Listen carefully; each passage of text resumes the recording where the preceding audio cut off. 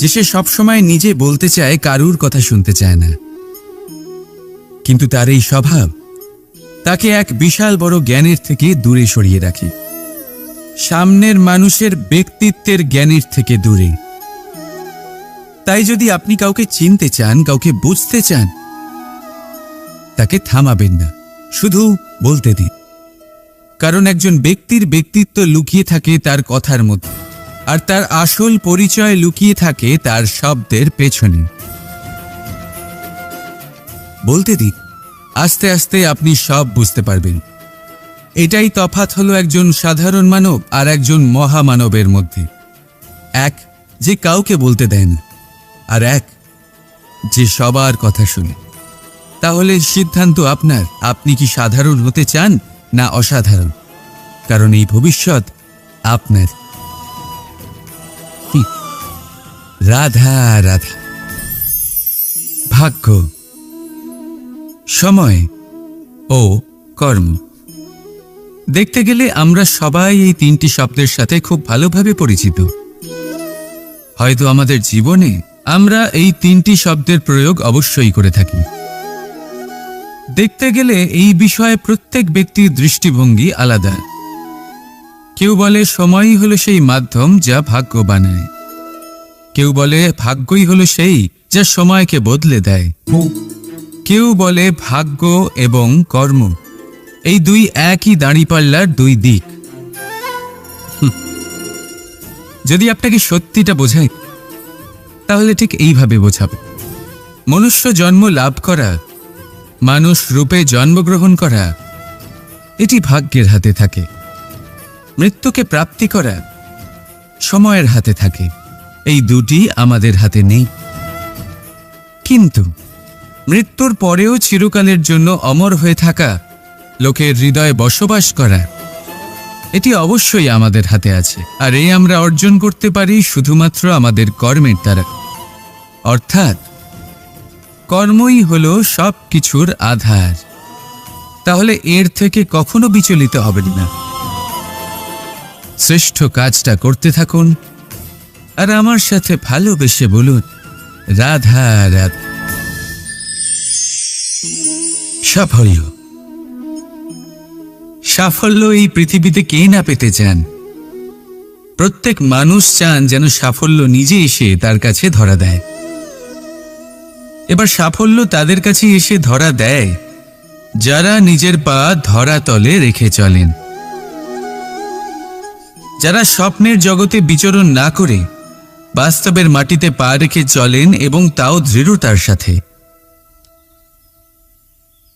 সাফল্য তারা পান না যারা বাড়িতে বসে বসে শুধু স্বপ্ন দেখেন। সাফল্য নিজে থেকে তাদের কাছেই আসে যারা নিরন্তর চেষ্টা করেন, যারা পরিশ্রম করেন আর নিজের এই জীবনকে অন্যের কাছে সফল করে দেখান। তাহলে সিদ্ধান্ত হলো আপনার। সফল সবাই হতে চান, স্বপ্ন সবাই সার্থক করতে চান।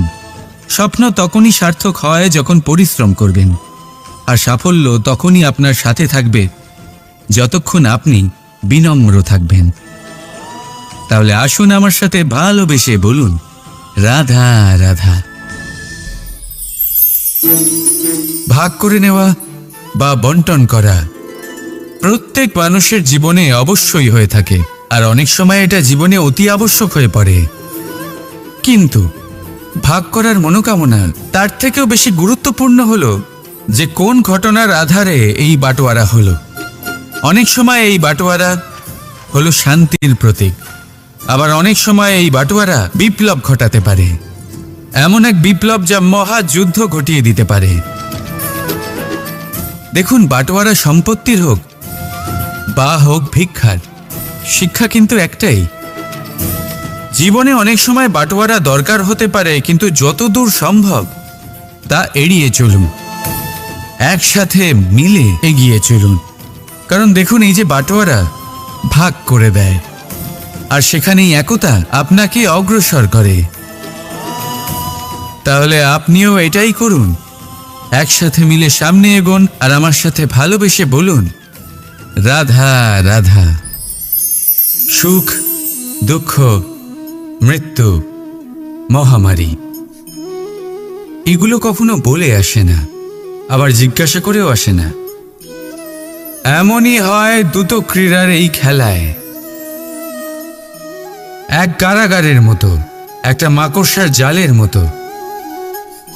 যেমন একটা মাকড়সার জাল একটা পোকাকে নিজের দিকে আসতে আকর্ষিত করে নিজের চমকের দ্বারা, নিজের গঠন দ্বারা, সেরকমই দ্রুত ক্রীড়ার এই খেলা মানুষকে নিজের দিকে আসতে প্ররোচিত করে। শেষে গিয়ে মানুষ আটকা পড়ে। পার্থক্য শুধু এটাই, যখন এক পোকা এই জালে জড়িয়ে পড়ে তখন সে তার প্রাণ হারায়। মানুষ যখন এই দ্রুত ক্রীড়ায় আকর্ষিত হয়, সে নিজের মান, নিজের ধন সব কিছু হারায়, নিজের বিবেক হারিয়ে ফেলে। কিন্তু আপনি আপনার বিবেক কখনোই হারাবেন না। যদি আপনার মনে লোভ চলে আসে, আপনি লোভী হয়ে ওঠেন। যদি আপনি দ্রুত ক্রীড়ার এই খেলায় আটকা পড়েন, তাহলে মনে রাখবেন, এই খেলা থেকে ফিরে আসা প্রায় অসম্ভবই বলা যায়। নিজের বিবেক কখনো হারাতে দেবেন না, কারণ বিনাশ আসার প্রথম লক্ষণ হলো বিবেকের বোধ চলে যাওয়া। এই প্ররোচনায় কখনো পা দেবেন না। আর আমার সাথে ভালোবেসে বলুন, রাধা রাধা। সমস্যা, কঠিন সময়, সংকট, বিপদ কার জীবনে নেই? প্রত্যেকের জীবনে আছে। কিন্তু আমাকে একটা কথা বলুন, যদি নৌকায় ঢেউকে ভয় পেতে শুরু করে, তাহলে সাগর পার করবে কে? কখনো কোনো ছোট্ট পিঁপড়েকে দেখেছেন, যে আকারে হয়তো ছোট হতে পারে কিন্তু বড় শিক্ষা দিয়ে যায়? কিন্তু আমরা শিখি না। এবার দেখুন একটা পিঁপড়েকে, যে ভোজনের খোঁজে বাইরে বের হয়, একটা ছোট্ট দানা তুলে নেয়। ছোট দানা তোলে কারণ তার থেকে বেশি সে তুলতেই পারবে না। সে দানা নিয়ে চলতে শুরু করে, কোনো দেওয়ালে উঠে পড়ে, আবার পড়েও যায়। সেই দানা দূরে কোথাও একটা পড়ে যায়, তা আবার খোঁজে, তুলে নেয়, আবার চলতে থাকে। পড়ে যায়, আবার ওঠে, পড়ে যায়, আবার ওঠে। সেই দানাটা রেখে দেয়, আবার বেরিয়ে পড়ে ভোজনের খোঁজে। পরিশ্রম করতে থাকে, কিন্তু হার মানে না। এই শিক্ষাই তো আমাদের প্রাপ্ত করতে হবে। নিরন্তর পরিশ্রম আর নির্ভীক হয়ে কর্ম করে যেতে হবে। এটাই হলো সাফল্যের মাধ্যম, এটাই হলো জয়ের মন্ত্র, অচ্যুত অজয় অস্ত্র। তাহলে আসুন আর আমার সাথে ভালোবেসে বলুন, রাধা রাধা। স্বর্ণ, হিরে, মুক্ত, মানিক, এই সব কিছুকে আগে পাথর বলা হতো। তাহলে এমন কি হলো যে এদের রত্ন বলা হয়? আর রত্ন তা বাস্তবে আসলে কি? এটা হলো সেই পাথর যাকে আগে আগুনের তাপ সহ্য করতে হয়েছে, পরখ করা হয়েছে, যাচাই করা হয়েছে, এদের কাটার চেষ্টা করা হয়েছে, কিন্তু তারা কখনোই নষ্ট হয়নি, বরং তারা আরো উদ্ভাসিত হয়েছে, আরো উজ্জ্বল হয়েছে, এই সংসারে আরো প্রকাশ ছড়িয়ে দিয়েছে। সেই জন্য এরা হলো এত অমূল্য, সেই জন্য এরা হলো বহুমূল্য, সেই জন্য এদের রত্ন বলা হয়। এবার মানুষের কাছেও এই নির্বাচনের অধিকার রয়েছে যে আমরা শুধু পাথর হয়ে থাকব নাকি রত্ন হয়ে থাকব। কিভাবে? আমাদের জীবনেও অনেক সমস্যা রয়েছে, বাধা আছে, বিপত্তি আছে। আমরা সেই বাধার তাপে উত্তপ্ত হই, এই সমস্যা আমাদের কাটার চেষ্টা করে। অনেক মানুষ বিভিন্ন পরিস্থিতি আমাদের ভাঙার চেষ্টা করে, কিন্তু আমাদের নষ্ট হলে চলবে না। যেভাবে এই রত্ন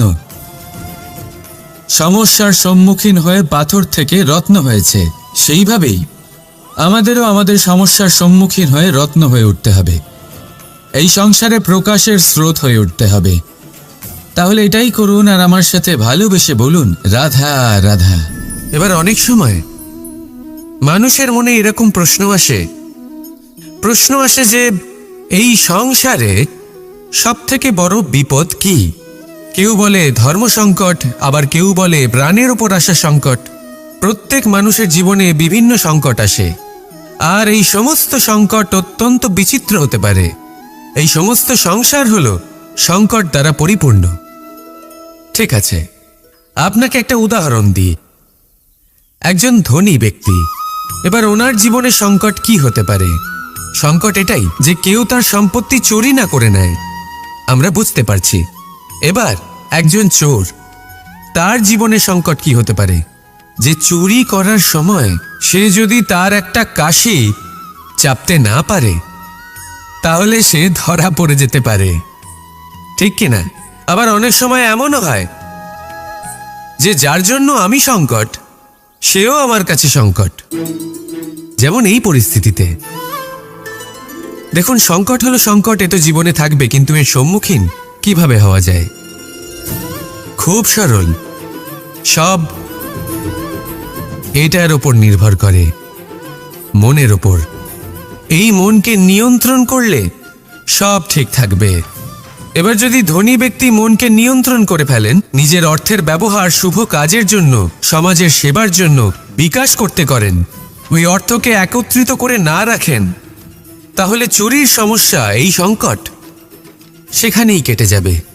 এবার যদি কথা বলি সেই চোরের, তাহলে চোর যদি নিজের মনকে সংযত করে নেয়, যদি নিজের কর্মকে নিয়ন্ত্রণ করতে পারে, তাহলে এমন কোনো স্বর নেই, এমন কোনো স্বর নেই যা ওকে ধরা পড়তে বাধ্য করবে। সেই জন্য জীবনে সংকট যতই আসুক, যত বড়ই সংকট আসুক না কেন, কবচ হলো একটাই, আর এই কবচের নাম হলো আত্মনিয়ন্ত্রণ। নিজের মনকে নিয়ন্ত্রণে রাখতে শিখুন। এটা নিজের জীবনে প্রয়োগ করে তো দেখুন। যদি আপনি করতে পারেন, তবে আপনি দেখবেন যে সংকট তো জীবনে আসা যাওয়া করে, কিন্তু সেই সংকটগুলির সম্মুখীন আপনি এইভাবে করতে পারবেন। তাহলে সেটাই করুন, আর আমার সাথে ভালোবেসে বলুন, রাধা রাধা। জীবনে যখনই আমাদের সামনে কোনো সংকট আসে, তখন আমাদের সামনে দুটো পথ খোলা থাকে। প্রথম পথ ভয়ভীত হয়ে যাওয়া, দ্বিতীয় পথ সাহসের সাথে তার সম্মুখীন হওয়া। এই দুইয়ের উদ্দেশ্য সমান, লক্ষ্য হলো সমান, আত্মসুরক্ষা, জীবন রক্ষা। কিন্তু ভয়কে দুর্বল মনে করা হয় আর সাহসকে আপনার বল বলে মনে করা হয়। কারণ হলো এটাই যে ভয়, তা হলো শুধুমাত্র একটা প্রতিক্রিয়া, আর সেইখানে সাহস, এটা হলো একটা নিশ্চয়, একটা প্রতিবদ্ধতা। আর যদি সাহসের সাথে আপনি সংকটের সম্মুখীন হন, তাহলে হয়তো সেই সংকট আপনি চিরকালের মতো দমন করতে পারবেন। কারণ বিপদ যখন আসে, তখন সর্বপ্রথম আমাদের দ্বন্দ্ব হয় এখানে, মনে। সেই বিপদের সম্মুখীন আমরা এখানে হই। যদি এই হৃদয়কে, এই মনকে আপনি সাহসী করে তুলতে পারেন, তাহলে তাতে কখনো ভয় আসবে না, আর সেই বিপদের সম্মুখীন হওয়াও সরল হবে, জয়লাভ করাও সরল হবে। তাই নিশ্চিত রূপে সাহস হলো অধিক শ্রেষ্ঠ। জীবনে যখনই কোনো সংকট আসবে, তখনই সাহসের সাথে তার সম্মুখীন হন, আর আমার সাথে ভালোবেসে বলুন, রাধা রাধা। সংসারের সবথেকে মূল্যবান ধন কি হতে পারে? সেটা কি সেই স্বর্ণ যা দিয়ে অলংকার তৈরি করে আমরা ধারণ করি, নাকি সেই সব হিরে, মুক্ত, রত্ন যা হয় আমরা নিজেদের মুকুটে ধারণ করি বা হাতে আংটি বানিয়ে ধারণ করি, নাকি সেই ধন যার দ্বারা আমরা সংসারে যা চাই তাই কিনতে পারি? এই সব হলো ধন সম্পত্তি, কিন্তু সব থেকে বেশি মূল্যবান কিন্তু এরা নয়। এগুলো যে কেউ আপনার থেকে অনায়াসে কাটতে পারে। কোনো চোর চুরি করে নিতে পারে, কোনো ডাকাত এসে লুট করে নিতে পারে। সংসারের সব থেকে মূল্যবান ধন হলো সেটাই যাকে আমরা জ্ঞান বলে থাকি, যা আপনার থেকে কেউ কেড়ে নিতে পারবে না। কোনো ডাকাত লুট করে নিতে পারবে না, কোনো চোর চুরি করতে পারবে না, কোনো রাজা কর রূপে আপনার থেকে কেড়ে নিতে পারবে না। এগুলো আপনার সাথেই থাকবে। কিন্তু একটা কাজ আছে যা আপনি করতে পারেন। এই জ্ঞানরূপী ধন আপনি ছড়িয়ে দিতে পারেন। এই জ্ঞানই হলো এমন একমাত্র ধন যা ভাগ করে নিলে আরও বেড়ে যায়। সেই জন্য জীবনে সব সময় মনে রাখবেন, জ্ঞান লাভ করার বিষয়ে বেশি একাগ্র হন, ধন লাভ করার দিকে নয়। আমাদের মন প্রসন্ন চিত্ত হয়ে বলবে, রাধা রাধা। বৃক্ষের বীজ একটা সর্ষের দানার থেকেও ছোট হয়, কিন্তু যখন এটা বড় হয় তখন একটা বটগাছের মতো বৃহৎ আর মহান হয়ে ওঠে। গঙ্গা নদী, এর প্রারম্ভ হয় একটা ছোট্ট আর সরু স্রোত দিয়ে, তারপর সেটা বড় ধারায় বদলে যায়, তারপর সেটা নদীতে বদলে যায়, আর তারপর মহানদীতে পরিবর্তিত হয়। আপনি কি বুঝতে পারছেন যা আমি আপনাকে বোঝানোর চেষ্টা করে চলেছি? আমি আপনাকে বোঝাতে চাইছি যে প্রারম্ভ করার জন্য মহান হওয়ার কোনো প্রয়োজন নেই, কিন্তু হ্যাঁ, মহান হওয়ার জন্য প্রারম্ভ করা অত্যন্ত প্রয়োজনীয়। তাই শুরু করুন। আপনার ক্ষুদ্র এই প্রারম্ভ আপনার জন্য বৃহৎ হয়ে উঠতে পারে। শুরু করেই দেখুন না, আপনার গন্তব্য আপনার জন্য অপেক্ষা করে আছে। রাধা রাধা। পরীক্ষা এমন এক ব্যবস্থা যেখানে আমাকে, আপনাকে, সকলকে কখনো না কখনো অংশগ্রহণ করতেই হয়। মনে করুন নিজের বাল্যকাল। আপনি পরীক্ষা দিতে বসেছেন। তাদের মধ্যে কিছু বালক এমন হয় যারা সারা বছর পরিশ্রম করে, পড়াশোনা করে, মন দিয়ে পরীক্ষা দেয়। কিন্তু কিছু বালক এমন হয় যারা নিজের আশেপাশে বসে থাকা বালকদের নকল করে আর পরীক্ষায় কৃতকার্যও হয়ে যায়। খুব খারাপ লাগে এটা ভেবে যে কেউ বিনা পরিশ্রমে পরীক্ষায় কৃতকার্য কি করে হতে পারে। কিন্তু মনে রাখবেন, যারা নকল করেন তারা পরীক্ষায় কৃতকার্য অবশ্যই হয়ে যান, কিন্তু সফল। কারণ আমরা এক বিশেষ কথা ভুলে যাই যে প্রত্যেক মানুষের ব্যক্তিত্ব আলাদা হয়। আপনি অন্যদের নকল করে নিজের জীবন অতিবাহিত করতেই পারেন, কিন্তু যদি নিজের জীবনে সাফল্য লাভ করতে হয়, যদি নিজের জীবনে আনন্দ পেতে হয়, তাহলে মনে রাখবেন নিজের প্রশ্নগুলোর উত্তর জীবনে নিজেকেই খুঁজে বের করতে হবে। রাধা রাধা। মানুষ যখন সাফল্য অর্জন করে তখন তার মধ্যে জাগে অহংকার, আর এই সময় মানুষ সচরাচর একটা কথা ভুলে যায়, নত হতে। সে ভাবে যে আমি কারোর সামনে কেন নত হব। আর এটা এই কারণে হয় কারণ মানুষ এক গুরুত্বপূর্ণ কথা ভুলে যায় যে এই সংসারে, এই জীবনে সে যা অর্জন করেছে নত হয়েই অর্জন করেছে। বাল্যকালে সে হাঁটতে শিখেছে এই মাটির কাছে নত হয়ে, পড়ে। বড়দের আশীর্বাদ নিয়েছে নত হয়ে। ফসল কাটার জন্য চাষিকে নত হতে হয়, কুয়ো থেকে জল তোলার জন্য কলসিকে নত হতে হয়। ঈশ্বরের থেকে আশীর্বাদ পেতে হলে তার কাছে মাথা নত করতে হয়। ঝড়ের মধ্যে গাছ সুরক্ষিত থাকে কি করে? নত হোক। সম্মান কি করে অর্জন করা যায়?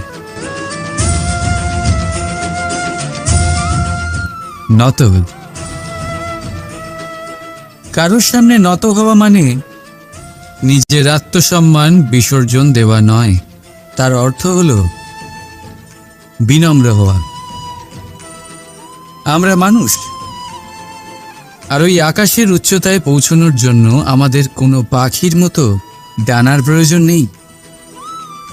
শুধু যত নত হবেন ততটাই উপরে উঠবেন।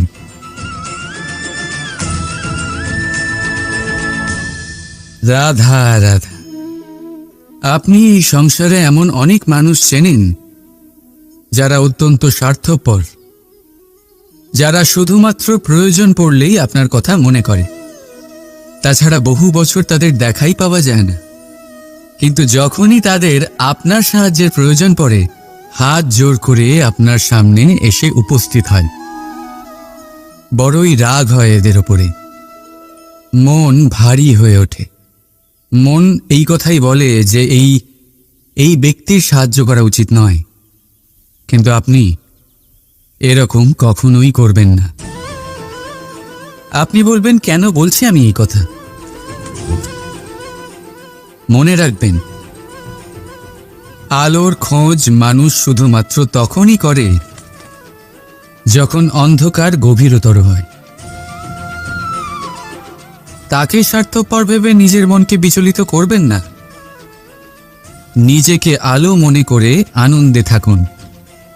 ভাগ্যবান মনে করুন নিজেকে, যে কারোর বিপদের সময় তার আপনার কথা মনে পড়েছে, যে আপনি এই সংসারে কাউকে সাহায্য করার যোগ্যতা রাখেন।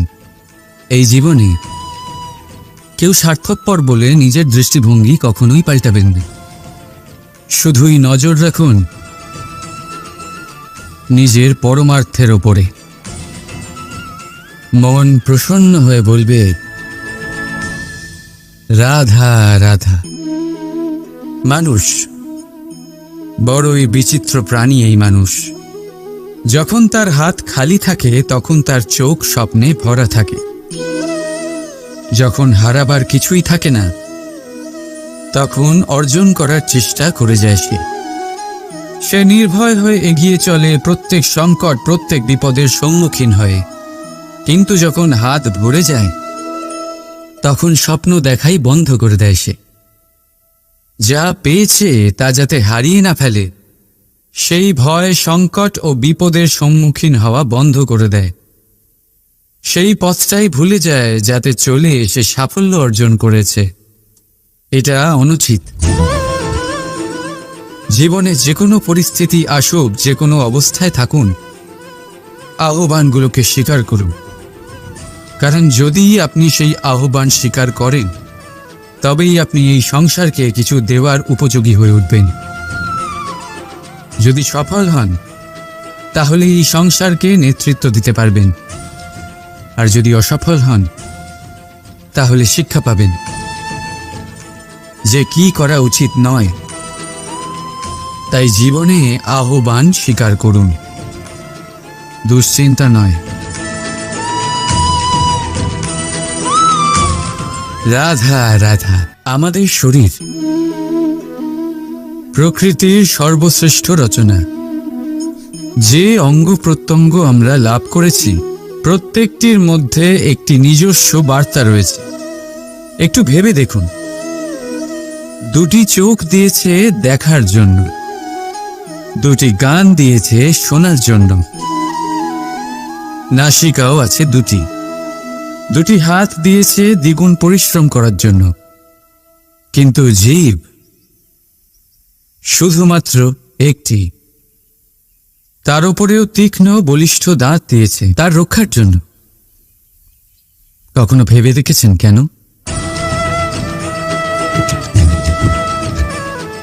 কারণ শব্দ আর শব্দের প্রয়োগ মানুষের সবচেয়ে বড় অস্ত্র, যার প্রয়োগ যত ভেবেচিন্তে করা যায় মানুষ তার জীবনে ততটাই উপরে উঠতে পারে।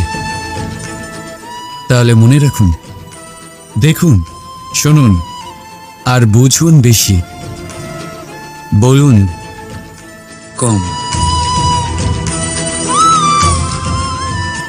রাধা রাধা। মানুষের স্বভাব হলো যে সে সবসময় নিজে বলতে চায়, কারুর কথা শুনতে চায় না।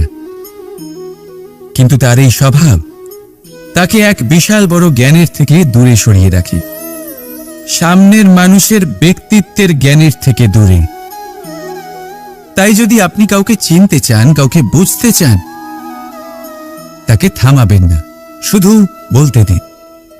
কারণ একজন ব্যক্তির ব্যক্তিত্ব লুকিয়ে থাকে তার কথার মধ্যে, আর তার আসল পরিচয় লুকিয়ে থাকে তার শব্দের পেছনে। বলতে দিন, আস্তে আস্তে আপনি সব বুঝতে পারবেন। এটাই তফাৎ হলো একজন সাধারণ মানব আর একজন মহামানবের মধ্যে। এক যে কাউকে বলতে দেয় না, আর এক যে সবার কথা শুনে। তাহলে সিদ্ধান্ত আপনার, আপনি কি সাধারণ হতে চান না অসাধারণ? কারণ এই ভবিষ্যৎ আপনার। রাধা রাধা। ভাগ্য, সময় ও কর্ম দেখতে গেলে আমরা সবাই এই তিনটি শব্দের সাথে খুব ভালোভাবে পরিচিত। হয়তো আমাদের জীবনে আমরা এই তিনটি শব্দের প্রয়োগ অবশ্যই করে থাকি। দেখতে গেলে এই বিষয়ে প্রত্যেক ব্যক্তির দৃষ্টিভঙ্গি আলাদা। কেউ বলে সময়ই হলো সেই মাধ্যম যা ভাগ্য বানায়, কেউ বলে ভাগ্যই হলো সেই যা সময়কে বদলে দেয়, কেউ বলে ভাগ্য এবং কর্ম এই দুই একই দাঁড়িপাল্লার দুই দিক। যদি আপনাকে সত্যিটা বোঝাই তাহলে ঠিক এইভাবে বোঝাবে, মনুষ্য জন্ম লাভ করা, মানুষ রূপে জন্মগ্রহণ করা এটি ভাগ্যের হাতে থাকে। মৃত্যুকে প্রাপ্তি করা সময়ের হাতে থাকে। এই দুটি আমাদের হাতে নেই। কিন্তু মৃত্যুর পরেও চিরকালের জন্য অমর হয়ে থাকা, লোকের হৃদয়ে বসবাস করা, এটি অবশ্যই আমাদের হাতে আছে। আর এই আমরা অর্জন করতে পারি শুধুমাত্র আমাদের কর্মের দ্বারা। অর্থাৎ কর্মই হলো সব কিছুর আধার। তাহলে এর থেকে কখনো বিচলিত হবেন না। শ্রেষ্ঠ কাজটা করতে থাকুন আর আমার সাথে ভালোবেসে বলুন, রাধা রাধা। সাফল্য, সাফল্য এই পৃথিবীতে কে না পেতে চান? প্রত্যেক মানুষ চান যেন সাফল্য নিজে এসে তার কাছে ধরা দেয়। এবার সাফল্য তাদের কাছে এসে ধরা দেয় যারা নিজের পা ধরাতলে রেখে চলেন, যারা স্বপ্নের জগতে বিচরণ না করে বাস্তবের মাটিতে পা রেখে চলেন এবং তাও দৃঢ়তার সাথে। সাফল্য তারা পান না যারা বাড়িতে বসে বসে শুধু স্বপ্ন দেখেন। সাফল্য নিজে থেকে তাদের কাছেই আসে যারা নিরন্তর চেষ্টা করেন, যারা পরিশ্রম করেন আর নিজের এই জীবনকে অন্যের কাছে সফল করে দেখান। তাহলে সিদ্ধান্ত হলো আপনার। সফল সবাই হতে চান, স্বপ্ন সবাই সার্থক করতে চান। স্বপ্ন তখনই সার্থক হয় যখন পরিশ্রম করবেন, আর সাফল্য তখনই আপনার সাথে থাকবে যতক্ষণ আপনি বিনম্র থাকবেন। তাহলে আসুন আমার সাথে ভালোবেসে বলুন, রাধা রাধা। ভাগ করে নেওয়া বা বন্টন করা প্রত্যেক মানুষের জীবনে অবশ্যই হয়ে থাকে, আর অনেক সময় এটা জীবনে অতি আবশ্যক হয়ে পড়ে। কিন্তু ভাগ করার মনোকামনা তার থেকেও বেশি গুরুত্বপূর্ণ হলো যে কোন ঘটনার আধারে এই বাটোয়ারা হলো। অনেক সময় এই বাটোয়ারা হলো শান্তির প্রতীক, আবার অনেক সময় এই বাটোয়ারা বিপ্লব ঘটাতে পারে, এমন এক বিপ্লব যা মহাযুদ্ধ ঘটিয়ে দিতে পারে। দেখুন, বাটোয়ারা সম্পত্তির হোক বা হোক ভিক্ষার, শিক্ষা কিন্তু একটাই। জীবনে অনেক সময় বাটোয়ারা দরকার হতে পারে, কিন্তু যতদূর সম্ভব তা এড়িয়ে চলুন, একসাথে মিলে এগিয়ে চলুন। কারণ দেখুন, এই যে বাটোয়ারা ভাগ করে দেয়, আর সেখানেই একতা আপনাকে অগ্রসর করে।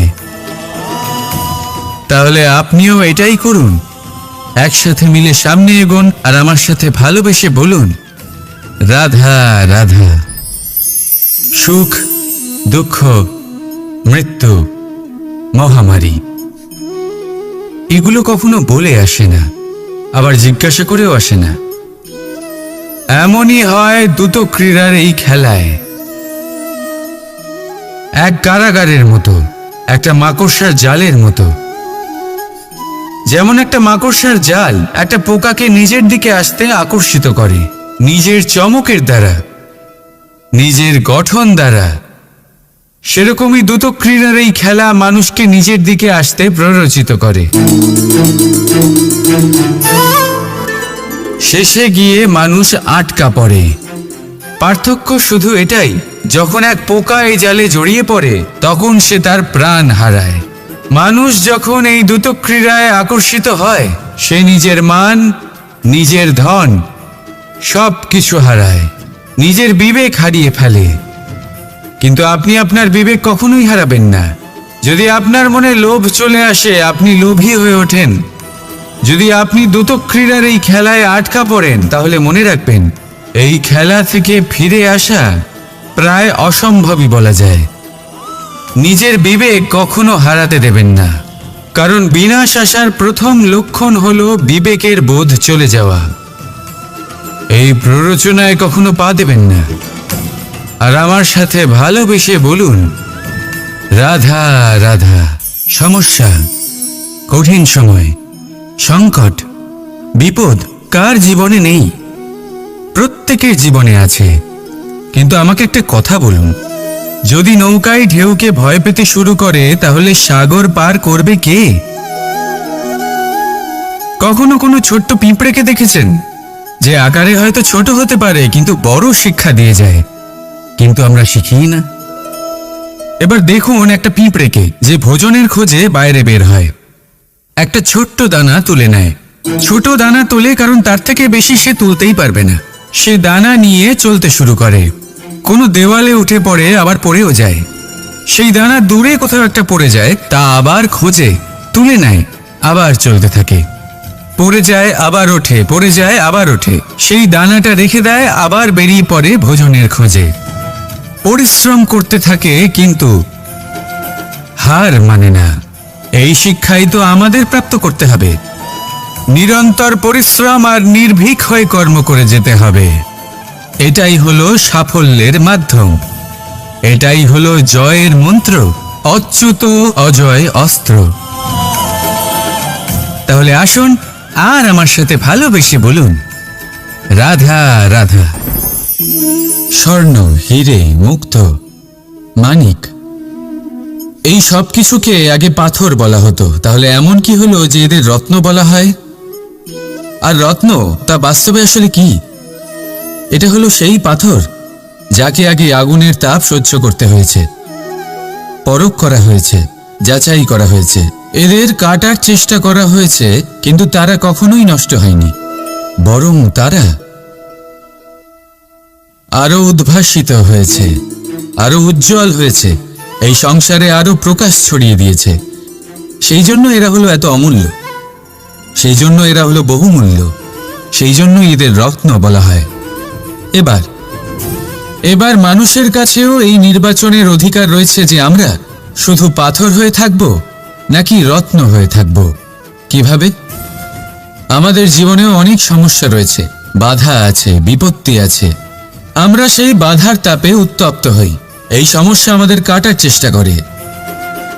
অনেক মানুষ বিভিন্ন পরিস্থিতি আমাদের ভাঙার চেষ্টা করে, কিন্তু আমাদের নষ্ট হলে চলবে না। যেভাবে এই রত্ন সমস্যার সম্মুখীন হয়ে পাথর থেকে রত্ন হয়েছে, সেইভাবেই আমাদেরও আমাদের সমস্যার সম্মুখীন হয়ে রত্ন হয়ে উঠতে হবে, এই সংসারে প্রকাশের স্রোত হয়ে উঠতে হবে। তাহলে এটাই করুন আর আমার সাথে ভালোবেসে বলুন, রাধা রাধা। এবার অনেক সময় মানুষের মনে এরকম প্রশ্ন আসে যে এই সংসারে সব থেকে বড় বিপদ কি? কেউ বলে ধর্ম সংকট, আবার কেউ বলে প্রাণের উপর আসা সংকট। প্রত্যেক মানুষের জীবনে বিভিন্ন সংকট আসে, আর এই সমস্ত সংকট অত্যন্ত বিচিত্র হতে পারে। এই সমস্ত সংসার হলো সংকট দ্বারা পরিপূর্ণ। ঠিক আছে, আপনাকে একটা উদাহরণ দিই। একজন ধনী ব্যক্তি, এবার ওনার জীবনে সংকট কি হতে পারে? সংকট এটাই যে কেউ তার সম্পত্তি চুরি না করে নেয়, আমরা বুঝতে পারছি। এবার একজন চোর, তার জীবনে সংকট কি হতে পারে? যে চুরি করার সময় সে যদি তার একটা কাশি চাপতে না পারে তাহলে সে ধরা পড়ে যেতে পারে, ঠিক কিনা? আবার অনেক সময় এমনও হয় যে যার জন্য আমি সংকট, সেও আমার কাছে সংকট। যেমন এই পরিস্থিতিতে দেখুন, সংকট হলো সংকট, এ তো জীবনে থাকবে, কিন্তু এর সম্মুখীন কিভাবে হওয়া যায়? খুব সরল, সব এটার উপর নির্ভর করে, মনের উপর। এই মনকে নিয়ন্ত্রণ করলে সব ঠিক থাকবে। এবার যদি ধনী ব্যক্তি মনকে নিয়ন্ত্রণ করে ফেলেন, নিজের অর্থের ব্যবহার শুভ কাজের জন্য, সমাজের সেবার জন্য বিকাশ করতে করেন, ওই অর্থকে একত্রিত করে না রাখেন, তাহলে চুরির সমস্যা, এই সংকট সেখানেই কেটে যাবে।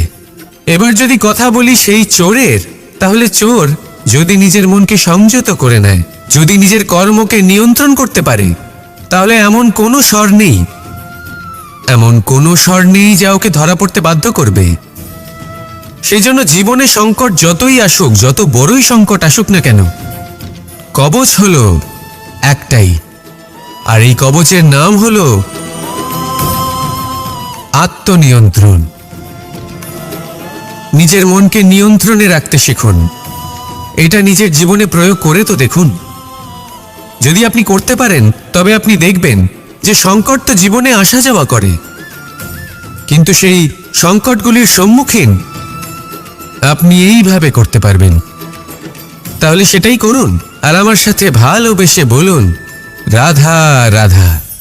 জীবনে যখনই আমাদের সামনে কোনো সংকট আসে, তখন আমাদের সামনে দুটো পথ খোলা থাকে।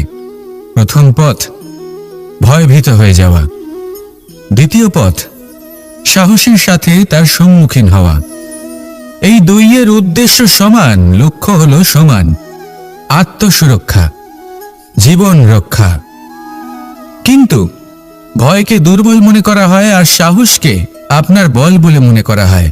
কারণ হলো এটাই যে ভয় তা হলো শুধুমাত্র একটা প্রতিক্রিয়া, আর সেইখানে সাহস এটা হলো একটা নিশ্চয়, একটা প্রতিবদ্ধতা। আর যদি সাহসের সাথে আপনি সংকটের সম্মুখীন হন, তাহলে হয়তো সেই সংকট আপনি চিরকালের মতো দমন করতে পারবেন। কারণ বিপদ যখন আসে তখন সর্বপ্রথম আমাদের দ্বন্দ্ব হয় এখানে, মনে। সেই বিপদের সম্মুখীন আমরা এখানে হই। যদি এই হৃদয়কে, এই মনকে আপনি সাহসী করে তুলতে পারেন, তাহলে তাতে কখনো ভয় আসবে না, আর সেই বিপদের সম্মুখীন হওয়াও সরল হবে, জয়লাভ করাও সরল হবে। তাই নিশ্চিত রূপে সাহস হলো অধিক শ্রেষ্ঠ।